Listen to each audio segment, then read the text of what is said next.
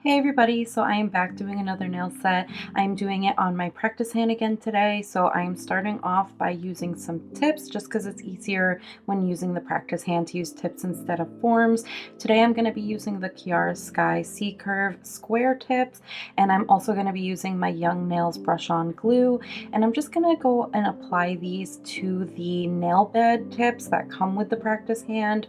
I am going to be trimming these down, so it doesn't really matter if they're super perfect right at the moment. You just want to make sure that they are on straight. Once you have them applied, just give it a couple seconds for them to dry. I do pull out the nail beds to glue on the tips just because I don't want to get glue all over the silicone hand. And then once it's dry, I just kind of push them back. So you'll see here that I just push it back into place so that the nail bed is a little bit more secure. Then I take my tip cutter and I just go ahead and start sizing out my tips. I did actually end up going a little bit shorter than you see me cut them down here because one of my nail beds kept popping out, so it kept looking like it was a lot longer than the others, and I didn't notice it at first, so I ended up just shortening the rest of them, and then I had to make it all match. So these do end up a little bit shorter in the end than this looks, but just kind of cut them down to your desired shape and go in and just kind of file the edges to get them a little bit more perfected. Since tips don't always come like perfectly shaped to everybody's nail beds, you do have to do some filing, although it does give you a good general shape. Then once I have all of that applied, I'm going in and applying just a standard white acrylic. This one is by Mia Secret. I'm using today my iGel Beauty Monomer as well as my Glitter Bells acrylic brush in the size 12. And I'm going to basically just apply all of this acrylic as a full cover nail on all 4 of the nails. So I am just going to apply this as I normally would if I was using like a nude or a clear. So I'm just kind of building the nail up, starting from the free edge and then working my way back towards the cuticle. I do, again, just like I say in every video, use as many beads as necessary to get my desired thickness and shape. I don't really worry about doing like a 1 bead, 2 bead, 3 bead method. I would like to work on getting that in the future, but for now this works for me, and I feel like it's easier for me to control using a lot of small beads instead of trying to do like 1 or 2 big beads. So that's all I'm doing as far as my application goes. I'll show you it on a couple of the nails before we move on.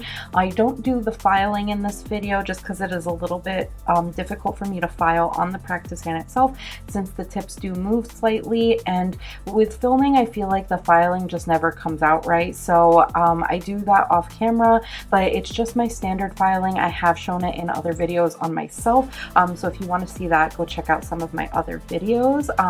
But yeah, so I'm doing a full white on all of the nails. I don't blend the tips, just in case you didn't notice.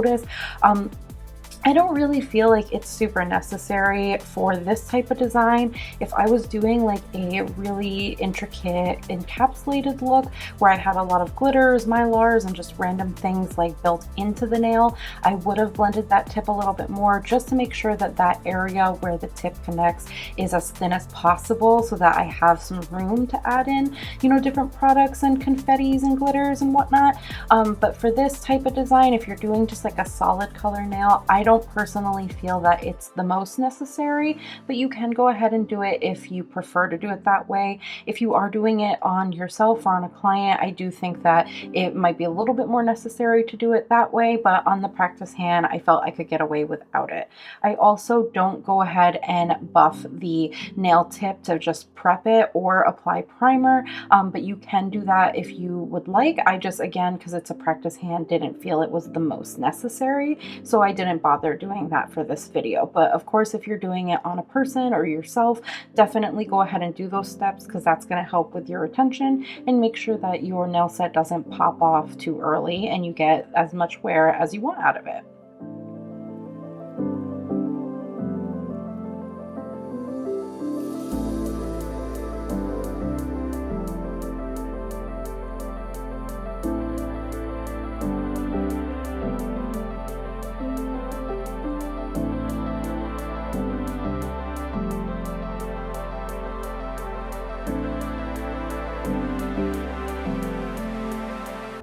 For my design work today, I'm using these mini like dollhouse items. I don't really know what you would call these. I got these from Hobby Lobby, and I'm also using some stamping plates that I think are from Amazon. You can find fall theme stamping plates almost anywhere.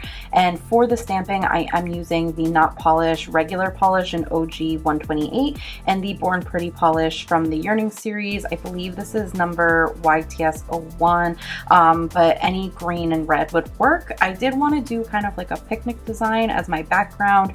I will let you know, I struggled so hard with this. I tried this, I don't even know how many times, just wiping it off, redoing it, and trying to get it as good as I could. It really doesn't look the greatest. I just basically got to a point where I said, you know what, who cares? And I am going to be applying stuff over top anyway, so it's not going to be the focus of the design. So I figured it wouldn't be the end of the world. If you are making this your primary focus of your design, definitely spend the time to try to make it perfect. But for now, this works for me. So you can see it is definitely not that great, but you won't really notice it too much at the end. So for my actual like dinner plate design that I'm doing, I'm adding this little cupcake on top of the plate. I am using my McCart rhinestone gel glue just to apply it on top so that it stays in place. And I'm using this little mini flash cure lamp that I think you can get off Amazon, just to kind of hold it in place. I will do like full cures later on, but I want to just basically stop the gel from moving. And then before I apply it to the nail, I am going in with my Gershon gel top coat. This is a glossy top coat. I'm just trying to use this one up, so I am applying that over top of the entire nail, just to be my top layer. I figured it would be easier for me than trying to basically top coat around all of the little figurines. And because again, I'm not wearing this set, I don't really worry too much about them popping off because it's like too shiny of a surface. But if you are doing this on yourself and you want to top coat beforehand, before you go ahead and apply the plate, definitely just buff over top of the nail like you saw me buff over the back of the plate, just to kind of create a little bit of a rough surface, and that'll help the gel stick a lot better so that the little figurines don't pop off as easily. And again, I'm doing the same method, so just applying some gel to the other figurines. So now I'm taking a little soda can, and see here I am placing that over the parts that are just not the greatest with the stamping, so it does hide a lot of the mistakes, so I wasn't too worried about how that was gonna look. I did also top coat both of these just in case you didn't know. I don't think I showed me top coating both, but I did go ahead and do that before applying any of these little figurines. And basically I'm just doing the same method for all of it. I'm applying a little knife here, as you can see, and just kind of trying to position it on the nail to where it just kind of flows well, and it doesn't stick out randomly. And then once I have all of it placed, I just go ahead and flash cure like I did with all the others. For the fork, I wasn't really sure where I wanted to put it, so I was kind of just playing around to see what it looked like. I didn't love just having it sitting the same way that the knife was. I felt like that just, I don't know, it didn't look as cute to me, so I was kind of playing around with having it leaning on the plate, having it on the plate. I did end up deciding that I liked how it looked when it was sitting on top of the plate, so once I find where I want it, I go ahead and do that same process, apply a little bit of gel, flash cure it into place, and then move on to my next steps.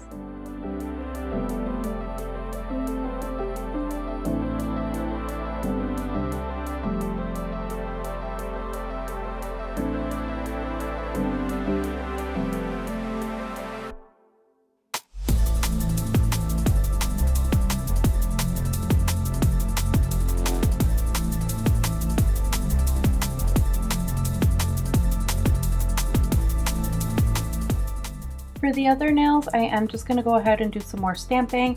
I'm taking a little stamp that says Happy Thanksgiving Day, and I'm doing that in the same red that I used for the other two nails. And then I wanted to add some other color just to kind of change it up and just add some more to this design, but I didn't want it to be too overwhelming since we have all of those little figurines on the other nails. So I just picked up some little like foliage, so some leaves, acorns, things like that, and I just placed that around around that Thanksgiving logo as well as on the pinky finger. I do like stamping, although it is such a pain in the butt because it can be so finicky when you're actually doing it. But I do like that you don't have to get it perfect the first time. If you don't like the way the stamps come out, or if they're not coming out the way that you want in the design, you can go ahead and just change them by using some nail polish remover and wiping off the nail and starting over. The only thing I would recommend if you are going to do that is just use a non-acetone based nail polish remover. If you use an acetone based one, it will work, but if you wipe it off the nail too many times, it'll actually start making the acrylic, if you're using acrylic, kind of gummy, which will just basically make it not as strong as it could be because it'll start to dissolve the acrylic. If you're using like a hard gel, you don't have to worry too much about that, but I just like to be in the habit of using a non-acetone based nail polish remover for my stamping, just in the event that I am using acrylic, because I want to make sure that I don't end up ruining my filing, my shaping, or kind of reducing my strength by adding too much acetone over top. So just a little tip if you are going to be doing that. Once all that is done, I do go ahead with that same Gershon gel polish top coat. Again, it is a glossy top coat, and I'm just going to top coat the other two nails and cure it. I do go in with a final cure with my large lamp. I do about 2 rounds of 60 seconds, and I kind of just move the lamp around as it's curing to make sure that it gets in all the nooks and crannies, since we do again have those figurines on top. Once all that is done, that is pretty much it for the nail design. I really liked how it came out. I don't know if I'm the most bold and I would try this on my own hands, but let me know if you would try wearing this. Really, the only thing that's going to be really bulky is the plate, and I don't think it's even so bulky that it would be the worst thing to wear on your actual hands instead of just a practice hand set. So if you do try it, let me know. If you try any of my nail designs, let me know down below. I hope you guys have a wonderful Thanksgiving if you celebrate it. If not, I just hope you guys have a wonderful day and holiday season. I hope everybody is safe and healthy. If you like this video, thumbs it up. Let me know down below what you guys thought and what you would like to see from me in the future. Subscribe to my channel to see more from me. It really does mean a lot. I am hoping to get to 1,000 subscribers by the new year, so if you guys can help me with that, that would be much appreciated. Yeah, other than that, again, I hope you guys are having a wonderful day wherever you are, and I will see you guys in my next one. Bye, everybody.